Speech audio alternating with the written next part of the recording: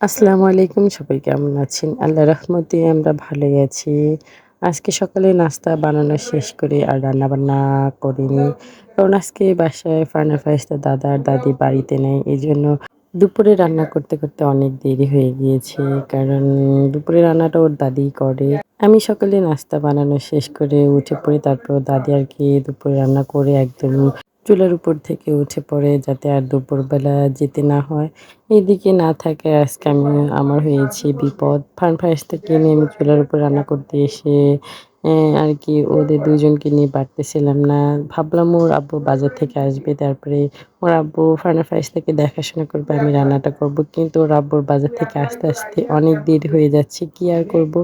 তারপরে আমি ওদেরকে নিয়ে আবার রান্না করতে চলে আসলাম। এদিকে বাহিরে এত পরিমাণে রোদ আর গরম। আমার রান্না অর্ধেক খাওয়ার পর ওর আব্বু আরকি বাজার থেকে আসছে। ২ ভাই বোনের জুস নিয়ে আসছে। ২ টা জুস নিয়ে আসছে আমাদের বাসায় ৩ টা বাচ্চা এখন। মারামারি করতেছিল এইজন্য আরকি গ্লাসে ঢেলে ভাগ করে দিয়েছি। এদিকে পাইপ দিয়ে ২ ভাই বোনে খাচ্ছে আর দুষ্টুমি করতেছে। এদিকে আমি রান্না করতেছি আর এদিক পিছ ঘুরে বেড়াচ্ছি। আর কি দুষ্টুমি করে না করে। ফারিস্তার কথা আর কি আর বলবো? সে তো সারাক্ষণই কিছু না হলেই সে কান্না করে। এই তো ২ ভাই বোন এইখানে আরকি দুষ্টুমি করতেছিল। তারপরে আমি আবার রুমের মধ্যে নিয়ে আসলাম। সারাদিন এদেরকে টিভি চালিয়ে দিয়েছি যে, "তোমরা কার্টুন দেখবা আর আমি বাসার সব কাজ-মাজ করব।" ৩ ভাই বোন খেলাধুলা করে আর একটু পরপরই মারামারি করে। এইদিকে আমি আজকে একটা তরকারি রান্না করতেছি। কারণ ওদের নিয়ে আমি এত সবকিছু রান্না করতে পারব না। ওরা প্রচুর পরিমাণে বিরক্ত করে। এইজন্য ফ্রিজে মাংস ছিল। এইজন্য আরকি শুধু মাংসই রান্না করতেছিলাম। ওদের পিছ ঘুরতেছিলাম আর মাংস রান্না করতেছিলাম।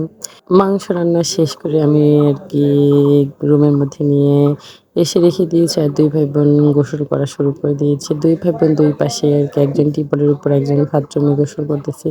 এই তো ২ ভাই বোন মন মতন গোসল করে নিয়েছে আর আমি এই ফাঁকে সব ঘর-দুয়ার ঝাড়ু দিয়ে একদম পরিষ্কার করে মুছে নিয়েছিলাম ২ ভাই বোনের গোসল করা পর্যন্ত। তারপরে তো আমার কাজ শেষ করার পরে ২ ভাই বোনকে গোসল করা শেষ করে আরকি রুমের মধ্যে এনে জামাকাপড় পরিয়ে দিয়েছি। এদিকে ২ ভাই বোনকে এখন খাওয়াবো। কিন্তু ২ ভাই বোন খাবার দেখে একজন শুয়ে পড়েছে, একজন আঙুল হাত দিয়ে মুখের মধ্যে ঢুকিয়ে রেখেছিল। অবশেষে আরকি ফোনে সবকিছু দেখিয়ে ২ ভাই বোনকে খাওয়াটাও শেষ করে দিলাম। ২ ভাই বোন মাঝে খাওয়া-দাওয়া নিয়ে এত পরিমাণে বিরক্ত করে। আমিও মাঝে প্রচুর পরিমাণে বিরক্ত হয়ে যাই যখন ওরা খাইতে চায় না। একটা কথা কি জানেন? সন্তান যদি পেট ভরে খায়, মায়েদের যে কি পরিমাণে শান্তি লাগে।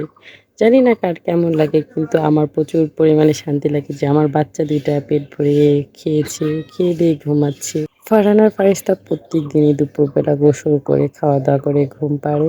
এটা আমার সত্যিই ভালো লাগে। ওই ফাঁকে আমি সব কাজ-মাজ করতে পারি, আমি একটু রেস্ট নিতে পারি। যতই ওরা জ্বালাক না কেন।